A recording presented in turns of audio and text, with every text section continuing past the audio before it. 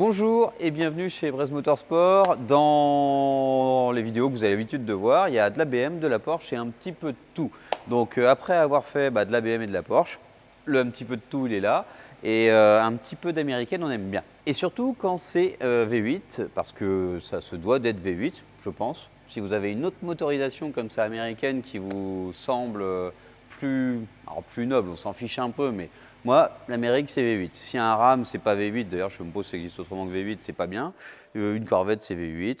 Une Mustang, c'est V8. Donc, vive le V8. Alors, on a, je pense, un modèle de la bonne année, 65. Donc, c'est vous les puristes. Moi, j'aime bien, mais c'est pas ce que je connais le plus. On a une boîte automatique. On a une couleur qui est assez particulière. Et surtout, un ensemble qui, je trouve, présente très bien. Les jantes, c'est un petit peu comme des Fuchs, des Fuchs, des jantes sur une Porsche. C'est là le modèle qui va bien en fait. Je ne connais pas, je connais pas le modèle, mais je trouve que c'est vraiment très, très chouette. Le moteur avec les petites options qui va bien, le gros radiateur en alu, les couvre-culasses chromées, le gros filtre à air au-dessus du V. Voilà, c'est simple, efficace, c'est rudimentaire, c'est une Mustang. Okay.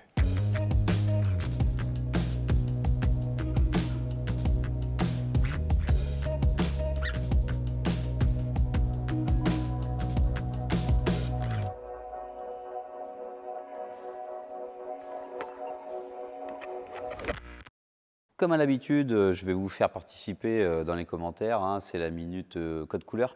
Voilà, c'est un petit peu gris, vert, je ne sais pas quelle est cette couleur chez Mustang, mais c'est chouette.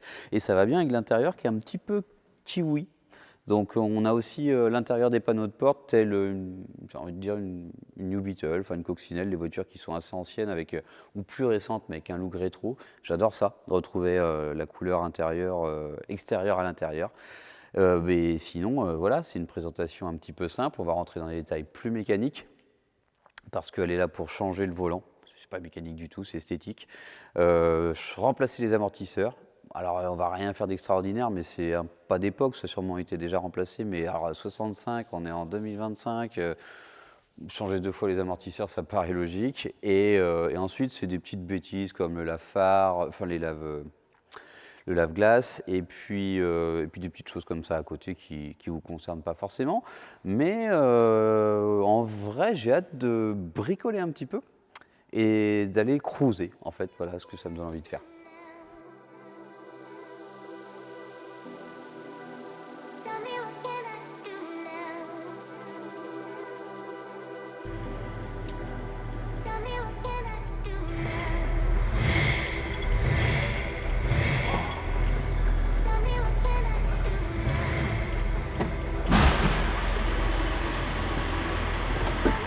Il y a un micro anti-vol là-dessus? Putain, il est sûrement pas de 65 lui. On regarde plus dans la boîte à gants. Mais bon, je veux bien voir s'il y a un cadavre dans le corps. Je suis sûr qu'il y a la place à en mettre un ou deux. Oh, ça. Qu'est-ce qu'il y a ici? Oh, excellent. On peut paraître vachement con sur ces vidéos, mais ouais, je trouve ça excellent et j'étais pas au courant. Alors quand on voit la goulotte à l'intérieur du coffre, on voit tout de suite qu'il n'y a pas de cadavre, mais il y a bien un remplissage d'essence par l'arrière. Ouais, mais ici, à part la vieille nappe de mamie, il n'y a rien. Hein. Est-ce que vous validez le motif? Oh, mais en fait, c'est une... Mais c'est pour de vrai? Oh putain, oui, c'est une housse exprès. Ah, la Mustang de mamie, hein, en 65, aujourd'hui, si elle l'a acheté neuf, ça pourrait être une mamie.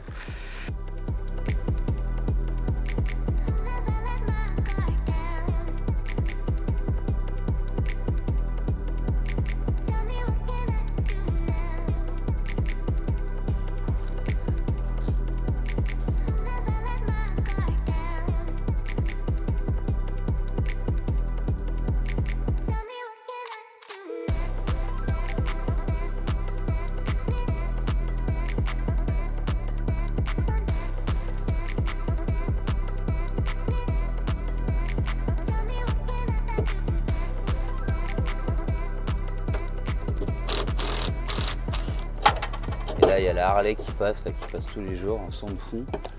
L'Amérique, là, encore plus. Putain, Chuck Norris est mort.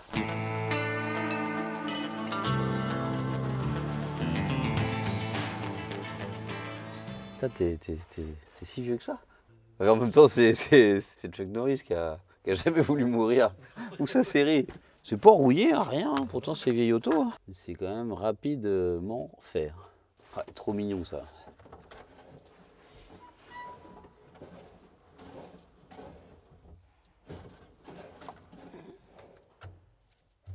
Ah, on pourrait croire que c'est un cab tellement la voiture elle est en deux parties quoi. C'est le ciel de toit. Après, elle est en cab aussi cette voiture. Ouais. Mais elle est moche en cab. C'est faux, c'est discriminant, et en plus c'est pas très gentil.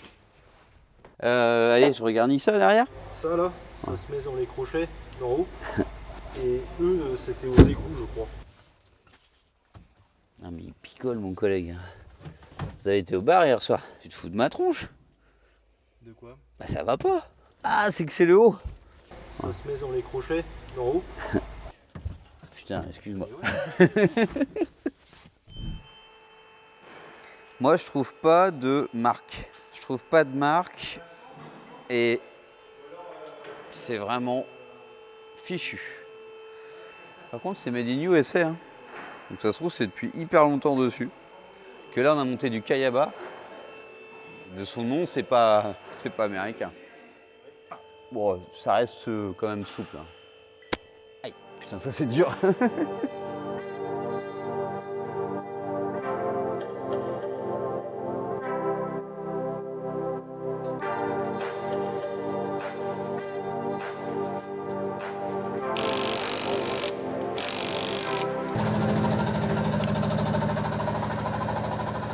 En fait, tu vas avoir plus de conneries de raconter sur la vidéo que de trucs techniques à montrer, quoi. Ah, c'est bien, on voulait que les gens regardent toutes les vidéos pour l'ambiance et pas pour le contenu.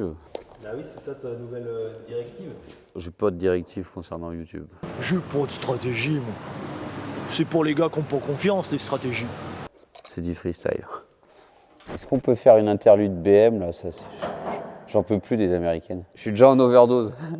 Ah, la question, c'est est-ce que le E30 qui est là, on refait le moteur, on remonte le moteur avec vous sur YouTube parce que on sait bien qu'on a une clientèle de BMW, donc de BMistes. Et donc pour des vidéos un peu plus techniques, parce que là c'est vrai que c'est bien, on vous présente, on découvre ensemble un autre modèle américain, c'est pas le premier qu'on a ici, mais voilà, là on refait un moteur de Clio, on refait parfois, on refait tout un tas de moteurs, et un moteur de E30, ce serait pas le premier. Si, E30, on a fait E36, on a fait la CSL, je sais pas, voilà, on vous attend dans les commentaires.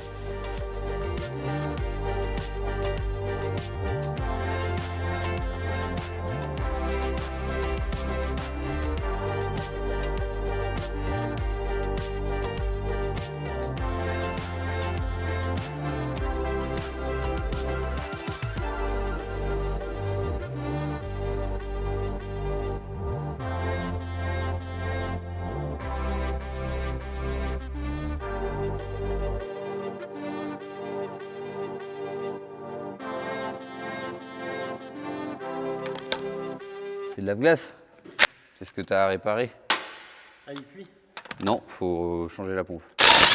Non, il fuit pas, mais franchement, tu montreras. Bref, on parle pas au caméraman monteur. Il n'existe pas en vrai.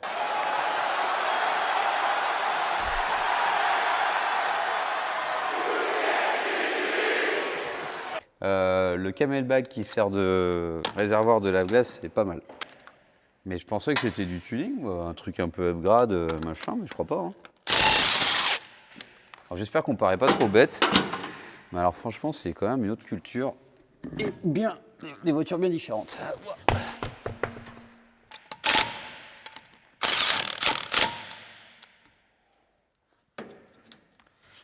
Et ben en tout cas, le client il peut être content de son achat. Une belle petite auto en bon état. Hein. Très rapidement, on vous présente quelque chose de bien pratique, c'est marqué dessus. Alors Jump Starter, hein, c'est un petit peu les pinces pour démarrer votre voiture quand vous n'avez plus de batterie. Alors je découvre un nouveau modèle. Alors c'est pas le premier qu'on vous présente, j'ai pas forcément été convaincu par la longévité de l'outil, mais par contre c'est super pratique. Les petites pinces là, au lieu d'avoir 3 mètres de pince pour aller d'une voiture à l'autre, on a juste 10 cm. D'ailleurs c'est assez quali, hein. Je trouve que la notice, l'emballage, la petite boîte pour le mettre dedans avec le câble pour le recharger. Ici ensuite l'outil en lui-même. Donc c'est très léger, très compact. Et la nouveauté par rapport à, parce que c'est la deuxième fois qu'on présente cette marque, eh bien on a la lumière sur le côté ici. Donc je vais l'allumer. Et là, la nouveauté également, c'est qu'on peut forcer la charge si vraiment on veut un coup de boost momentané. Et voilà, donc ça fait le principal. Il y en a aussi qui font gonfleur. Mais alors pour aller au bout des choses, hop là. Ici, on branche cette petite bête. Bon, l'hiver étant passé, j'ai pas de voiture pour vous mettre en application la chose, mais voilà, on peut pas faire de courjus, il y a une sécurité, on peut pas abîmer non plus le véhicule et la batterie qui est sur l'auto. Donc voilà, ici on a aussi une sortie pour avoir du 5 volts. Et puis, alors comment on fait pour allumer la lumière? C'est marrant, on est tous pareils, on regarde la notice après. Ah bah voilà, il y a la lumière. Finalement, il n'y a rien de compliqué. Hop. Voilà, il y a le petit côté sécurité. Vous mettez ça dans votre voiture. Vous avez une galère. Vous pouvez éclairer pour essayer de réparer la panne. Et vous pouvez mettre ça au bord de la route pour signaler que vous êtes là. Minute BMW et pas n'importe quelle BMW. C'est la minute BMW M-Power. Bah ouais, c'était obligé. On en fait tellement. Mais c'est pas vraiment pour ça. C'est juste que celle-ci est vraiment très belle. Et j'avais oublié, pour moi c'était un import US quand j'ai vu la plaque arrière, mais en fait c'est un import Japon et c'est souvent des bonnes surprises ces voitures. Je vous attends dans les commentaires, mais globalement je l'ai essayé. Alors 4W en place, silencieux Super Sprint. On est en train de faire le jeu aux soupapes. On a fait la grosse révision, donc vidange moteur, boîte, pont, la totale. Et je voulais juste prendre le temps de vous la montrer parce que roadster comme ça, les grosses ailes derrière, c'est le côté... Voilà, on est loin de la Mustang, mais on a beaucoup de caractère également. On est dans un autre pays, un autre continent, mais là, vraiment, elle est tip-top. Avec les KW, elle est bien posée, un peu de carrossage. J'aime bien cette auto. Bah oui, on était en plein bricolage. Notre assistante n'a pas vraiment fait le boulot, donc on a mis un petit peu plus de temps que prévu pour monter ce... Alors, quand je l'ai déballé, j'ai trouvé un petit peu étrange ce côté sandwich en fait, parce qu'on a vraiment la partie métallique qui est présente et qui n'est pas vraiment cachée. Elle est visible entre ces deux épaisseurs de bois. Donc on la voit bien ici à l'extérieur, à l'intérieur, avec des rivets, pas de recouvrement en cuir, rien du tout, vraiment très très simple. J'aime bien. Allez, c'est parti. Enfin voilà, on la démarre et tout de suite ça vibre, ça fait quelque chose ce genre de voiture. Alors c'est vrai que dans cette vidéo, on présente une auto plus qu'on travaille, c'est les avantages du métier, mais ça nous fait plaisir de partager. C'est un petit peu aussi ce côté que vous allez retrouver dans notre bibliothèque vidéothèque, de la Corvette, un petit peu de... On a eu un Chevrolet Apache, j'ai beaucoup aimé, j'aurais bien voulu vous le présenter en vidéo comme ça, avoir les petits détails. Ces voitures, c'est beaucoup de tôle et du coup ça met vraiment une ambiance... différente, comme la boîte de vitesse.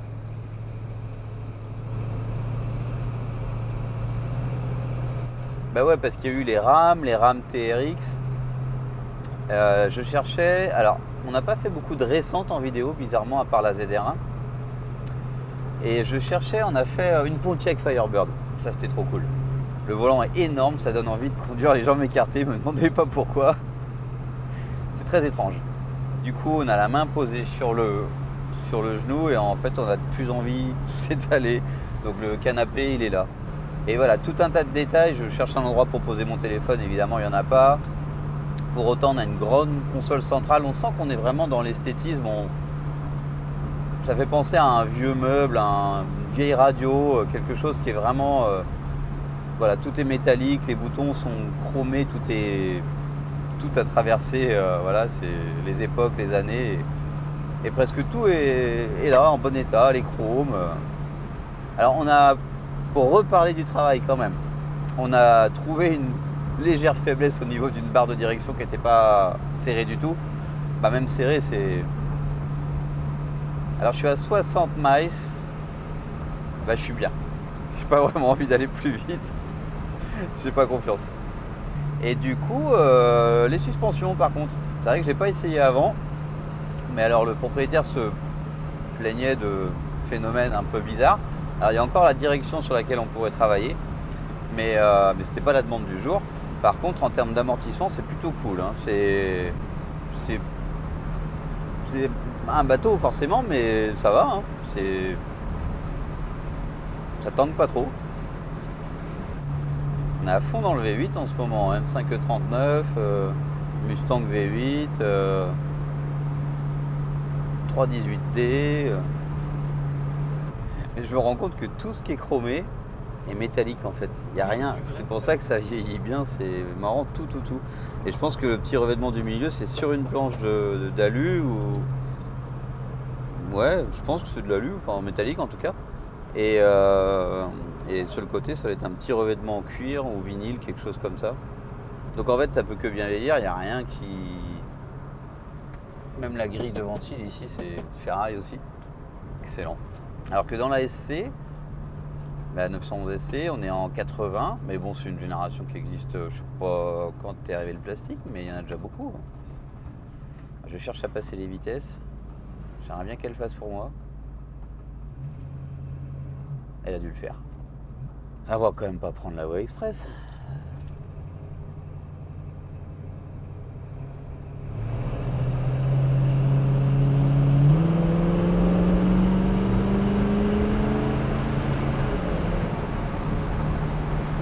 Ça accélère tranquillement, c'est bien. Je pense qu'on s'habitue au comportement de la voiture à un petit réglage de colonne de direction. Alors à savoir qu'il y a la direction assistée, donc peut-être que c'est ça qui la rend un peu flou. Le Komodo il fait hyper quali quoi. Il est précis, il est pas un pet de jeu. Le prix du gasoil, 2,30 €. Non, mais non, je ne vais pas crier. Bon, qu'est-ce qu'on fait avec une voiture américaine? Un truc que je fais jamais. La dernière fois que j'ai été au McDo, c'était au Big Car Show. Il fallait trouver un truc de dépannage et on a trouvé ça.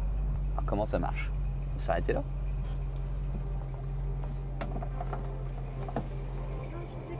Un Coca s'il vous plaît. Un petit. T'en as une petite voiture? Ce sera tout, merci. Ça c'est la classe.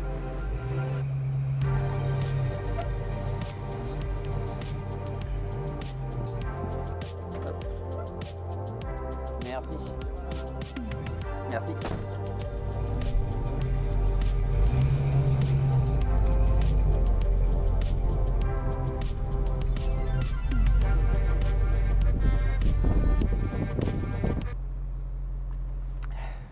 Le Brescola c'est meilleur.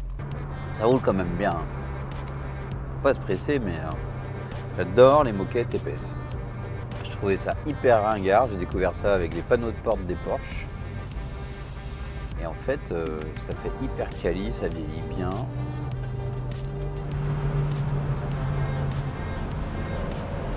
Je sais pas combien on peut prendre sans se tuer. Et combien on peut prendre si on l'avait réglé comme une voiture de course quoi. Avec ce moteur, je sais pas, 150? Il annonce 190 VMAX sur ce cas. Jamais j'y vais.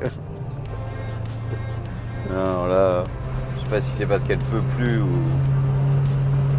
ou elle a jamais pu, mais...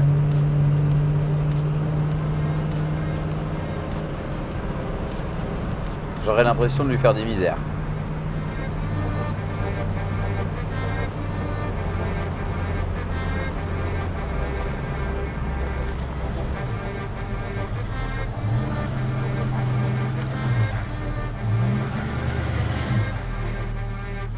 Nous voici au bord de la plage et voilà, il y a eu aussi beaucoup de commentaires dans ce sens. On a la chance d'avoir des super spots, il commence à faire beau. Voilà, comment ne pas profiter de cette opportunité pour vous, comme pour nous, elle est encore plus belle quand même au bord de l'eau. Alors, elle est encore plus belle et revenons un petit peu sur les travaux parce qu'on n'a pas abordé les petites choses qu'on a fait à côté, le compteur, le lave-glace. Elle va aussi aller chez notre partenaire Detailing Maker pour un nettoyage. Donc voilà, c'est plus que ce qu'on vous montre. Mais après voilà, est-ce que ça a un grand intérêt? Je vous dis à très vite, Kenavo, et surtout abonnez-vous.